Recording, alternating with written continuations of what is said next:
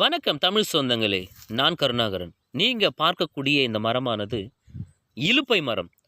இலுப்பை மரம்னாலே இப்போ இருக்கிற தலைமுறைக்கு சிறிதளவு கூட இந்த மரத்தை பற்றின சிறு தகவல் கூட தெரியல.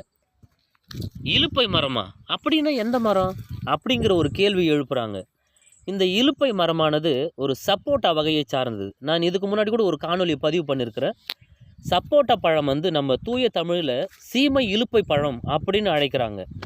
அந்த காணொலியோடு இது ஒத்துப்போகும். இது சப்போட்டா வகையை சார்ந்தது. இதிலிருந்து வரக்கூடிய பூவு, காய், பழம், அதிலிருந்து சேர்க்கக்கூடிய விதையிலிருந்து சேகரிக்கக்கூடிய எண்ணெய் எல்லாமே மருத்துவ குணம் வாய்ந்தது. இது நம்ம தமிழகத்தை தாயகமாக கொண்டிருக்கிற இந்த இலுப்பை மரம் இப்பொழுது பார்த்திங்கன்னா அழிவின் விளிம்பில் இருக்குது. அழிவின் விளிம்பில் இருக்கிற இந்த இலுப்பை மரத்தை பாதுகாக்க வேண்டியது நம்மளுடைய ஒவ்வொருவருடைய தலையாய கடமையாக இருக்குது.